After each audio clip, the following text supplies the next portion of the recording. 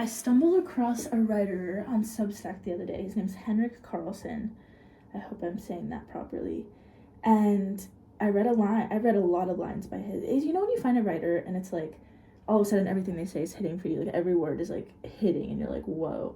I don't have that often, and I also go through phases with reading other people's work versus like reading like books, and books are also other people's work. Anyways, he said one of the lines he said that just like blew me away. He was like, knowing yourself is not a prerequisite for a good life. And that's so simple. And I think I often get caught up in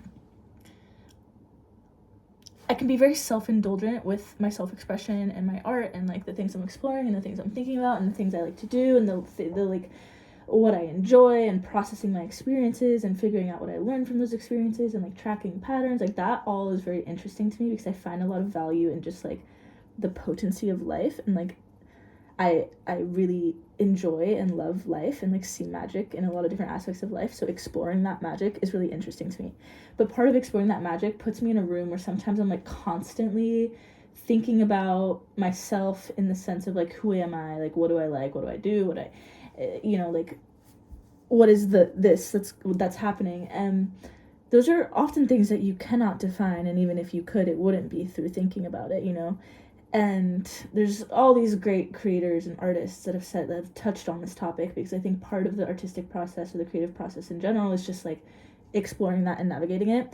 And you don't find yourself, you create yourself, right? Like this is very commonly spoken about, and I think part of the way that we do create ourselves, like you learn who you are through what you love, and like what you love to explore, and like what you love to do, and like what you love to express. And like I like that signal of like doing what you love is part of creating who you are, instead of like figuring out what you love to like identify with who you are, if that makes sense. Anyways, but what he said, like, you don't need to know yourself as a prerequisite to have a good life. I was like, I really believe that, because you don't need to be able to define whatever's happening in your human experience as like the way that things going good, like things are working. Like I don't even have the words for it, but I think as somebody that likes to ascribe meaning to things, like I ultimately believe like everything happens for a reason, but you get to decide what the reason is, kind of deal. And I oftentimes like find a lot of beauty in that experience of ascribing meaning to things, but then I also find beauty in the experience of like there doesn't always have to be a deep meaning to it, and there doesn't always have to be like a definition or a description that I can apply to an experience to like make it powerful to me. And that's ultimately how I feel about life. Like I do think that there is meaning and value there, but it's also very much so that like you're here to just vibe, and you're here to talk to people and love people and hang out and like lay in the grass and shit.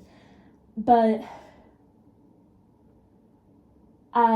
in this journey of like consistently navigating this experience and kind of like veering towards each side of it, like sometimes I'm like very much in the realm of like enjoying the process of exploring what I love and like having what I love be a part of who I am. And other times I'm very much on the other extreme of like I don't really want to know what I love and what I do and like who I am. I just want to kind of be present and exist and like interact and like build relationships without it having to be like a big conceptual process. And in this realm of conceptual processing, or me just kind of like thinking about stuff, I often think like having these discussions can like start to lean you back and forth in different directions, and like the experience of leaning back and forth into different directions is like kind of what is interesting for me, because I can like kind of collect different data points. But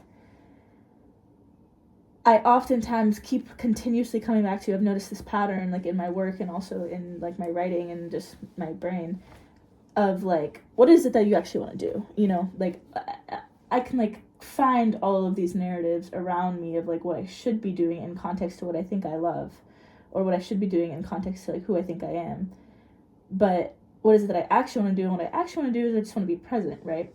And make stuff and express stuff in the moment that it feels right to me. But in the moment that it feels right to you isn't always how life works. It isn't always how business works. It's not always how, like, being consistent works. And I also value, like, kind of commitment to things and exploring what discipline looks like in the context of those commitments, which has then led me to kind of be like, okay, well, what is it that I actually want to do, you know, and what is it that I actually want to do that feels aligned and feels powerful and resourceful and useful.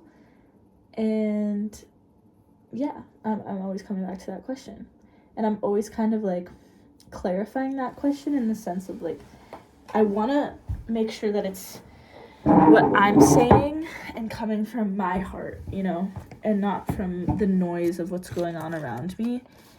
And my intention with that usually is not out of like selfish tendencies to be like, oh, what I think is right. It's just about like, that is the only way that I can feel, that I feel like I'm living in a way that's true to myself and like God or something. Anyways, I'm putting this little receipt in my journal. I'm always a tape girl. I always carry around tape. But when I went to my parents' house, where was I, in Florida, a couple weeks ago, I was working on this project for my boyfriend, and it was just an idea at that point. It wasn't really much of a project, but I was like, does anyone have glue? And my mom had this glue stick. And I was like, wait, that's like a glue stick I would use in preschool. How precious. I would love to use that glue stick. So now I've been using the glue stick, and I also have my tape for certain moments where this was a little thrift store I stumbled across, and the girl that ran it was so sweet, and I got a little antique watch. Sometimes I like to tape things in the journal so that I can like see both sides, in which case the tape is useful and the glue stick would not do that justice. So here we use the tape. And oftentimes, another thing I'll say, like, when I notice myself thinking about these things too deeply, and I like, I could always just choose, like, the easy answer of, like, go stop thinking and live, you know, like, stop theorizing everything, which I do say oftentimes, like, I do revert to that pretty often.